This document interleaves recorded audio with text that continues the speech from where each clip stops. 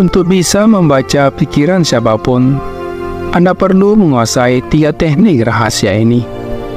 Dengan menguasai teknik ini, Anda dapat dengan mudah memahami dan mengetahui apa yang sedang dipikirkan seseorang.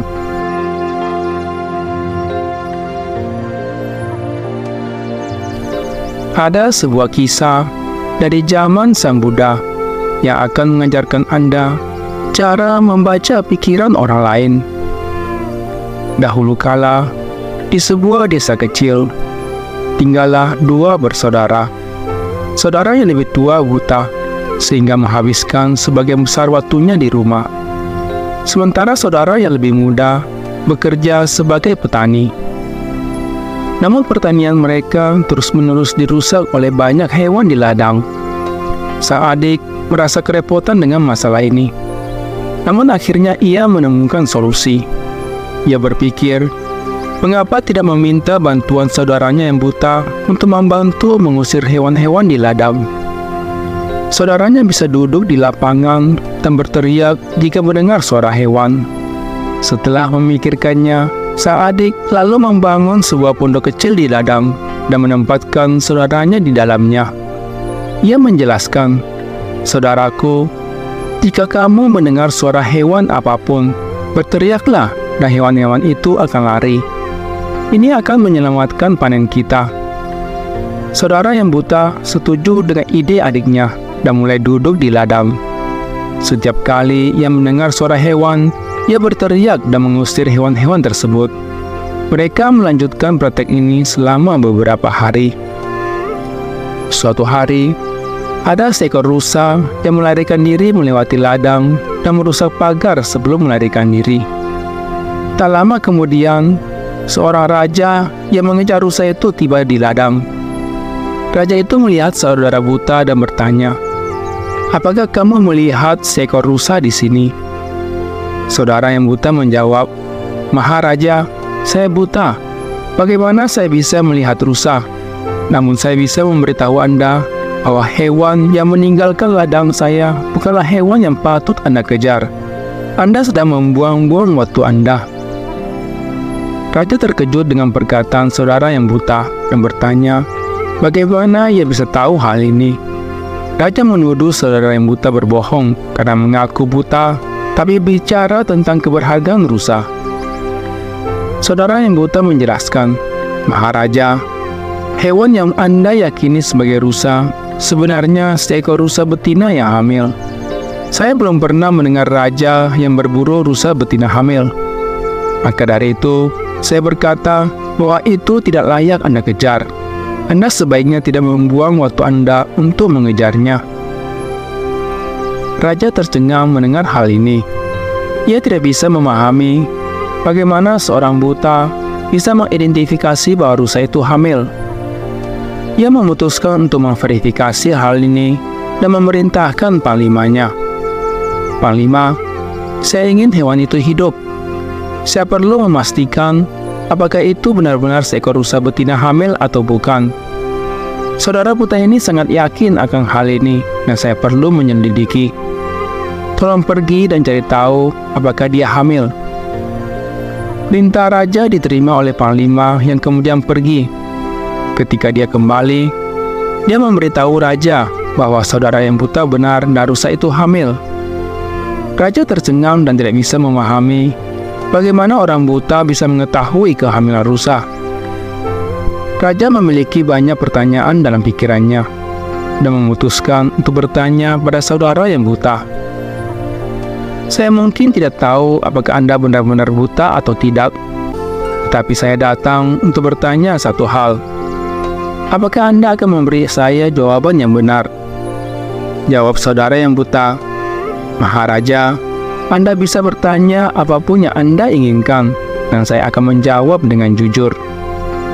Raja berkata, "Anda adalah orang yang bijak dan tampaknya memiliki pemahaman yang tajam tentang hal ini. Hari ini, saya datang untuk mengetahui apakah istri saya setia atau tidak." Saudara yang buta menjawab, "Maharaja, pertanyaan apa ini?" Pernikahan Anda telah bertahan bertahun-tahun, dan sekarang Anda ingin mengetahui hal-hal seperti ini. Mengapa pertanyaan seperti ini muncul dalam pikiran Anda? Namun raja tetap bersikeras. Anda harus menjawab pertanyaan ini. Jika Anda tidak memberi saya jawaban, saya akan menghukum Anda dengan hukuman mati. Mendengar ancaman raja, saudara yang buta berkata, "Maharaja, jika Anda ingin jawaban dari pertanyaan ini, Anda harus melakukan satu hal untuk saya." Raja bertanya, "Katakan padaku, apa yang harus saya lakukan?" Saudara yang buta menjawab, "Untuk itu, Anda harus meninggalkan istri Anda sendirian dengan saya di dalam sebuah ruangan."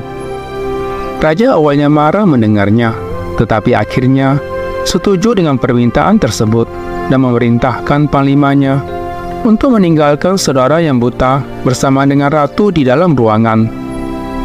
Pada saat itu, saudara yang buta menyatakan keinginannya untuk menyentuh ratu. Mendengar ini, ratu menjadi marah dan mulai memukul saudara yang buta dengan segenap kekuatannya. Setelah itu, saudara yang buta berhasil melarikan diri dan pergi kepada raja. Kemudian saudara yang buta memberitahu raja, "Maharaja, istri Anda tidak setia."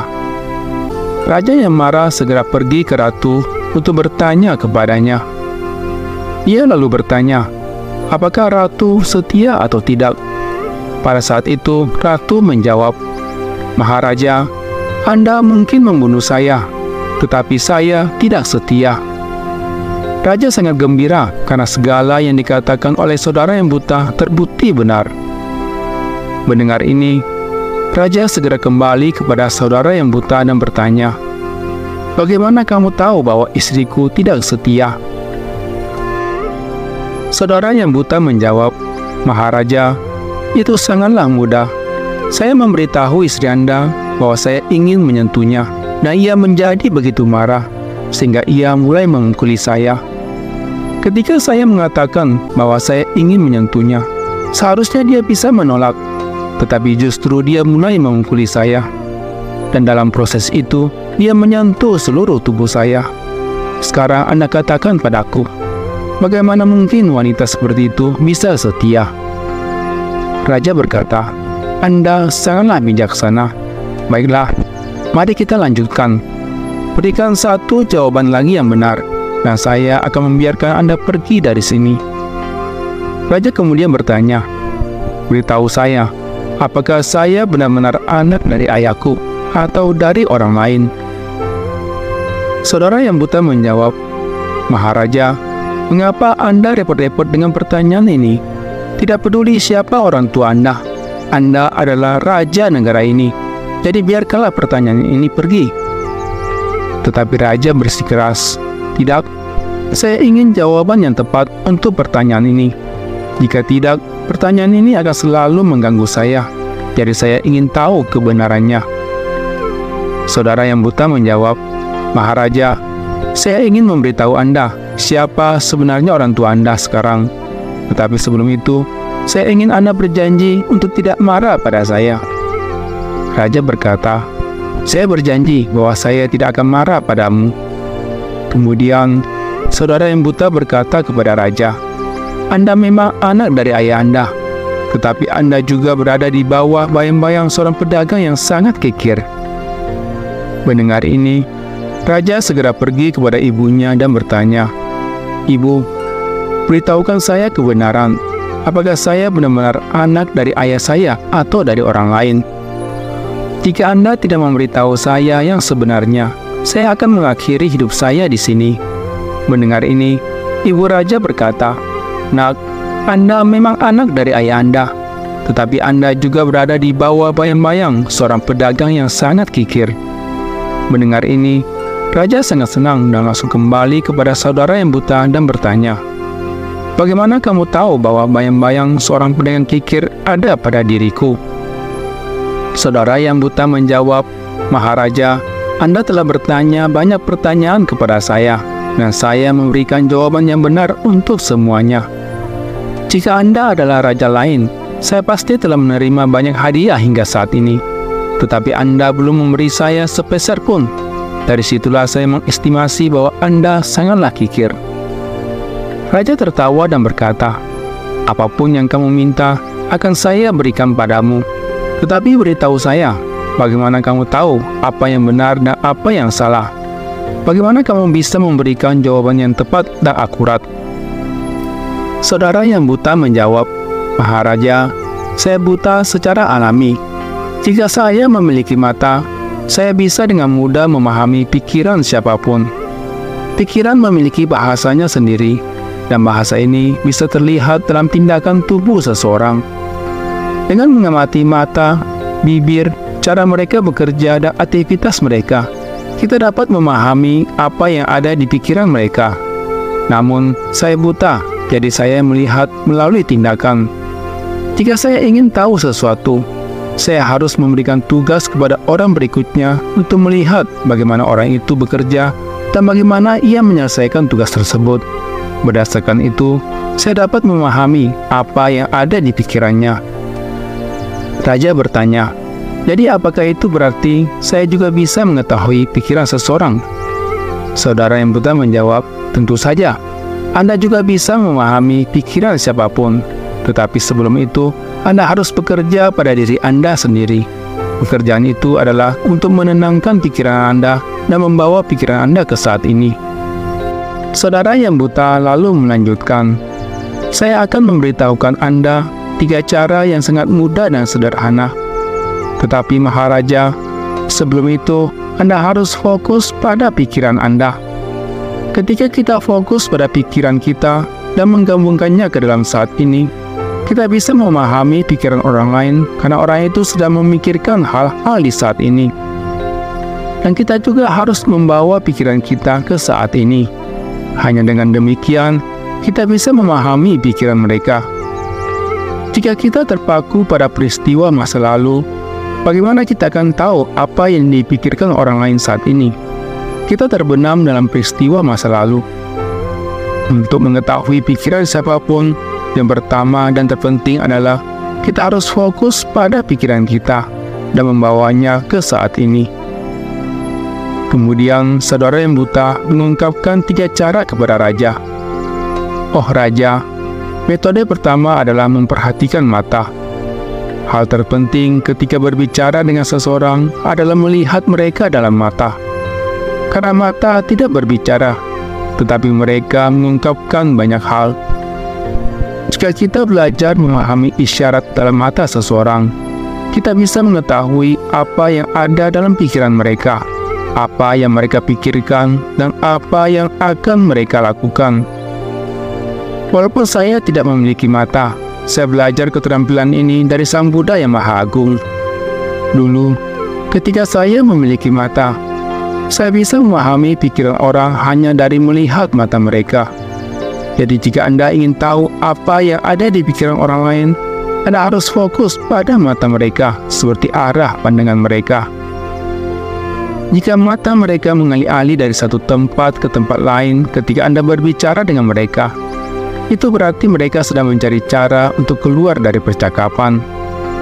Mungkin ada yang berbohong. Jika seseorang menghindari kontak mata langsung, itu berarti mereka takut kebohongan mereka terbongkar dan orang lain mengetahui kebenarannya.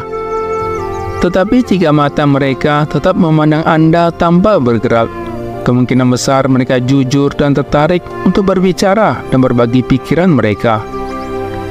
Perhatikan juga gerakan alis mereka. Jika alis turun sambil mereka memalingkan wajah, mungkin mereka sedang berpikir keras atau khawatir tentang sesuatu. Jika alis mereka naik dan mata mereka melebar, mungkin mereka terkejut atau penasaran dengan apa yang Anda katakan. Perhatikan juga seberapa besar atau kecil pupil mereka. Pupil yang melebar menandakan mereka menyukai Anda atau apa yang Anda katakan. Mereka mungkin senang atau bersemangat. Jika pupil mengecil, itu artinya mereka tidak suka atau tidak setuju dengan Anda. Mereka mungkin merasa tidak nyaman atau marah. Perhatikan juga warna merah atau putih di mata mereka. Jika bagian putih mata memerah, itu artinya mereka lelah, stres, atau sakit. Mereka mungkin tidak ingin berbicara dengan Anda. Yang kedua adalah ekspresi wajah. Ekspresi wajah juga dapat membantu kita memahami pikiran seseorang. Terkadang, seseorang menunjukkan berbagai perilaku melalui wajah mereka. Jika Anda memperhatikan ekspresi wajah seseorang, Anda dapat dengan mudah mengetahui apakah orang itu kecewa, sedih, atau sangat bahagia. Anda juga bisa memahami apa yang mereka rasakan di dalam hati. Nah, semua hal itu bisa ditentukan melalui ekspresi wajah mereka. Wahai raja, wajah itu seperti gambar yang menunjukkan apa yang dirasakan orang di dalam hatinya, meskipun mereka tidak mengatakannya. Jika Anda melihat seseorang dengan bibir terkulai membuat ekspresi sedih, itu biasanya menandakan mereka tidak bahagia, tidak senang, atau telah kehilangan sesuatu. Anda juga bisa mengetahui melalui mata dan tubuh mereka jika mereka merasa rendah diri. Senyum yang tulus di mana mata dan pipi naik menunjukkan kebahagiaan, kebaikan hati, dan kebaikan. Mata sangat penting dalam hal ini. Ketika mereka menjadi kecil dan berkilau, Anda bisa yakin bahwa senyum itu nyata. Lihatlah ruang antara alis seseorang, di mana kulit berkerut. Jika kedalaman dan kekencangan kerutan itu bertambah, seringkali menandakan mereka bingung, sedang berpikir keras, atau mencoba memahami sesuatu yang sulit atau baru. Cara mereka membuka mulut juga bisa memberi banyak informasi. Mulut yang tertutup dan dikencangkan mungkin berarti mereka tidak setuju, tidak suka sesuatu, atau tidak ingin berbicara. Tetapi mulut yang terbuka dan rileks menunjukkan mereka terbuka, nyaman, dan siap untuk berbicara. Ketika Anda semakin baik dalam melihat dan memahami tanda-tanda ini di wajah seseorang, Anda akan bisa mengetahui apa yang dipikirkan dan dirasakan orang itu di dalam hatinya, baik mereka menyampaikan perasaannya dengan kata-kata atau tetap diam. Wajah mereka akan memberitahu Anda apa yang ada dalam hati mereka, baik orang itu bicara atau tidak.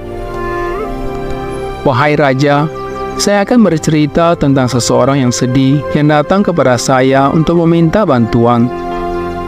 Saya bisa melihat garis kecil di dahinya. Itu menunjukkan mereka memiliki masalah.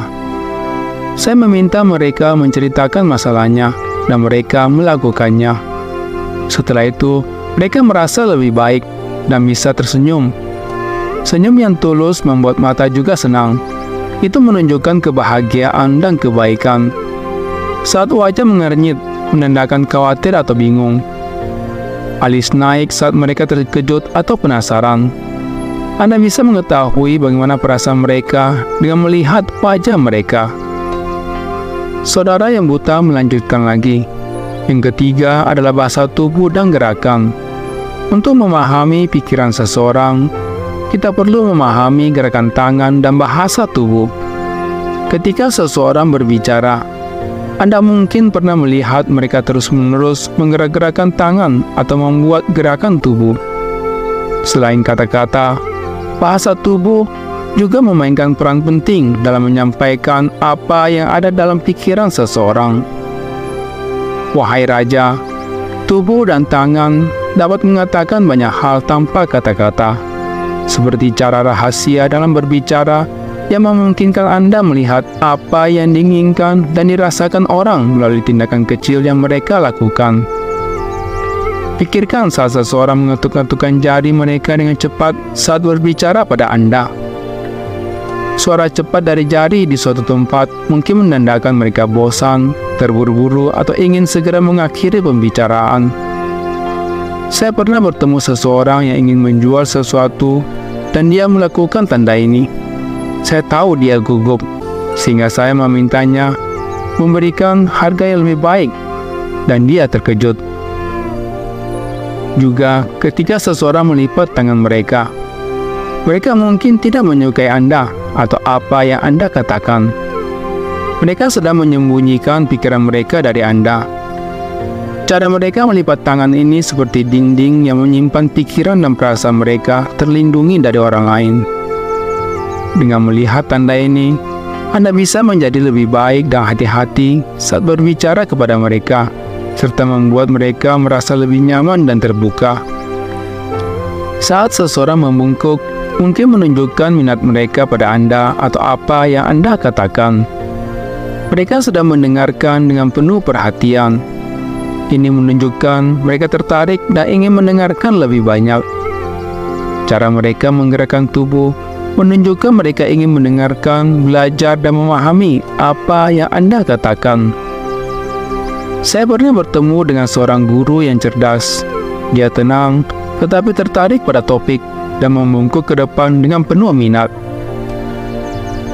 Terkadang, orang yang sedih menyentuh wajahnya saat berbicara bisa membantu Anda mengetahui apa yang mereka pikirkan. Ini seringkali menandakan mereka khawatir, sedang berpikir keras, atau memiliki ide yang besar. Sentuhan kecil ini menunjukkan apa yang ada dalam pikiran dan hati mereka.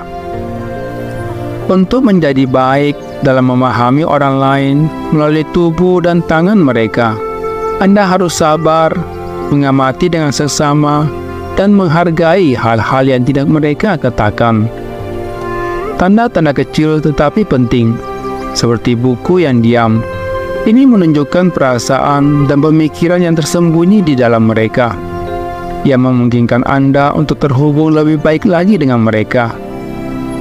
Jika kita memperhatikan dengan seksama 3 metode ini dan memahaminya dengan benar, kita bisa dengan cepat mengetahui apa yang sedang dipikirkan seseorang, seberapa besar perhatian yang mereka berikan pada kata-kata kita, dan apa yang sedang terjadi di dalam pikiran mereka.